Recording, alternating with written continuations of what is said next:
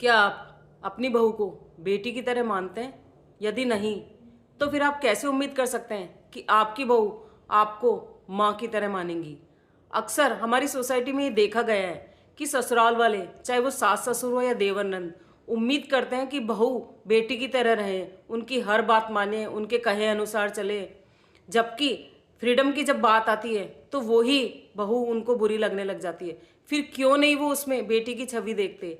बेटी 11 बजे भी सोकर उठती है तो कोई बात नहीं, थकी हुई है, रात को लेट सोई थी, ऑफिस से लेट आई थी। लेकिन बहू अगर 8 बजे भी सोकर उठती है तो पता नहीं क्या सीख कर आई है अपने मायके से, 8-8 बजे तक तो उठती है। सारी दुनिया भर में उस बहू की बुराई कर दी जाती है। अगर आपका दामाद आपकी बेटी को कुछ कहना मानता है या कुछ सामान लाकर देता है या शॉपिंग कराता है या बहुत अच्छे से रखता है, तो दामाद तो हमें राम जैसा मिला है। लेकिन अगर आपका बेटा आपकी बहू के लिए वो ही सब कर दे, उसे शॉपिंग करा दे या उसके मन कहे अनुसार कुछ काम कर दे, तो तुरंत आप ताना मार देते हैं, डायन ने आते ही हमारे बेटे पर जादू कर दिया।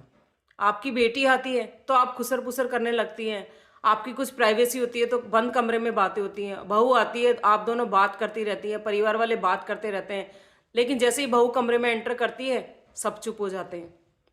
ये सब व्यवहार करने के बाद कैसे उम्मीद कर सकते हैं कि वो आपको माँ समान मानेगी या ससुराल वालों की रिस्पेक्ट करेगी? अगर आप उसे बहू की तरह ट्रीट करेंगे तो वो आपका रिस्पेक्ट नहीं करेगी। लेकिन अगर आप उसको बेटी की तरह ट्रीट करेंगे तो वो डेफिनेटली आपका रिस्पेक्ट करेगी। आप उसको फ्रीडम दे के देखें, अगर उससे कोई गलती होती है तो बेटी की तरह उसे माफ़ करके देखें। घर के जो भी डिसीजंस होते हैं उसमें उससे सलाह मशवरा करके देखें। बेटे के साथ उसे घूमने फिरने की आज़ादी दें। क्यों आपको दामाद के साथ बेटी बेटी अगर छोटे कपड़े पहनती है तो मॉडर्न है, बहू अगर छोटे कपड़े पहनती है तो बिगड़े घर से आई है? ऐसा कैसे व्यवहार किया जा सकता है आपका अपनी बहू से?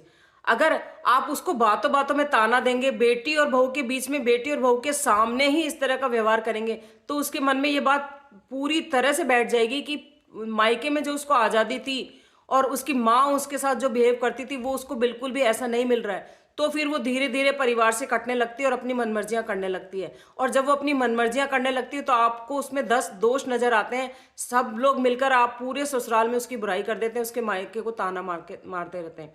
एक बार आप उससे प्यार से बिठा के बात करें, उसकी भावनाओं को समझें, उसे बेटी की तरह ट्रीट करें, उसे पहनने ओढ़ने घूमने फिरने की आज़ादी दें। फिर देखिए बहू कैसे आपकी बेटी बनकर रहती है। अगर आप ऐसा नहीं करेंगे तो वो आपको कभी भी माँ नहीं मानेंगी और आप पूरी जिंदगी सास ही बनकर रह जाएंगी। और अगर आप पूरी जिंदगी सास बनकर रहते हैं या ससुराल वाले बनकर रहते हैं तो आपने देखा ही है फिर ससुराल वालों का और बहू का क्या संबंध है। Thank you so much.